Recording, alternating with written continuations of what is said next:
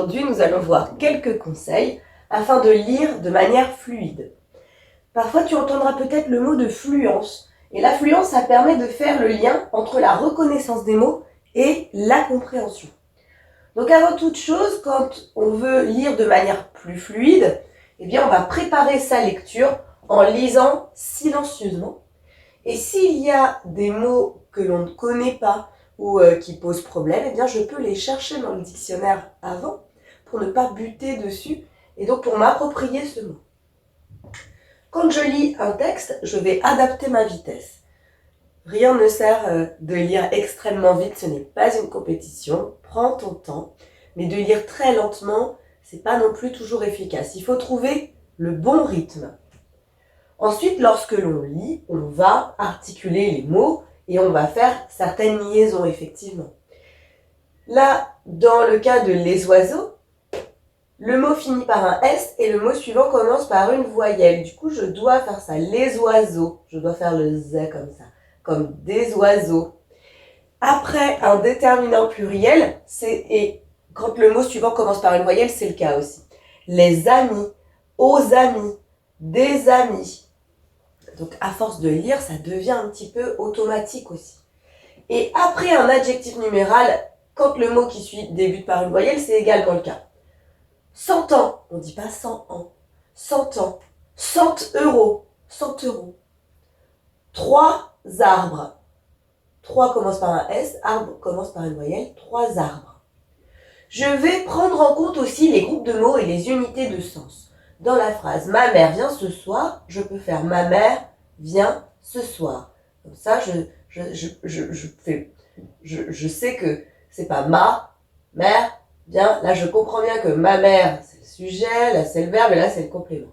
Hier, on a mangé des pâtes. Comme ça, on peut essayer de découper en fonction du sens. Je vais avoir la bonne intonation. Si c'est un texte comique, je ne vais pas parler de la même manière que si c'est un texte tragique où un personnage est en train de mourir, par exemple. Donc là, je dois adapter aussi mon ton. Et je respecte la ponctuation. Lorsque j'ai une virgule, c'est une courte pause. Ça correspond à une courte pause dans la lecture. Un point-virgule, c'est une pause plus longue. Tu en verras pas souvent. Le point, eh bien, il correspond à une longue pause et je dois baisser la voix. Il était parti. Voilà, je baisse. Le point d'interrogation, souvent, on peut monter la voix. Tu veux un café ? Oh, je peux monter. Et le point d'exclamation va me permettre de mettre de l'intention en fonction du texte. Parce que je peux avoir un point d'exclamation et exprimer de la colère ou de la joie. Donc là, ça va être en fonction de ce qui est écrit. En tout cas, pas de panique, on s'entraîne et c'est ça la clé, c'est l'entraînement. On peut lire des histoires courtes, des petites histoires même pour enfants si on veut. Si on a un petit frère ou une petite sœur, eh ben on n'hésite pas à lui faire la lecture. Donc je n'hésite pas à lire et à m'entraîner et à lire des choses que tu aimes, parce que c'est ça aussi qui est important.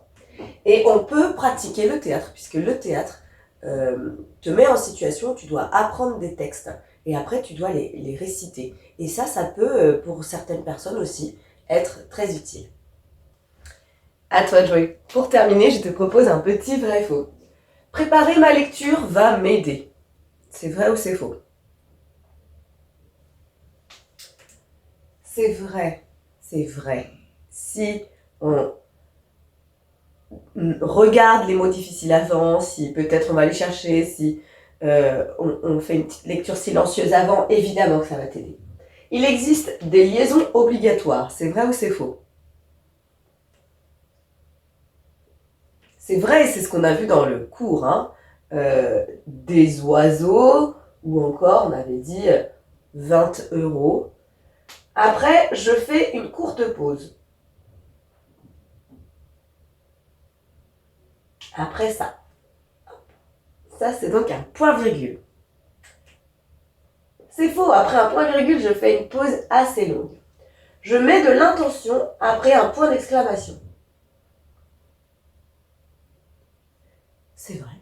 Je mets un peu d'expression en fonction de ce qui est dit, de la colère, de la joie, de la surprise. Si je m'entraîne, je vais m'améliorer. C'est vrai, et c'est ça qu'il faut retenir. Quand on s'entraîne, on s'améliore.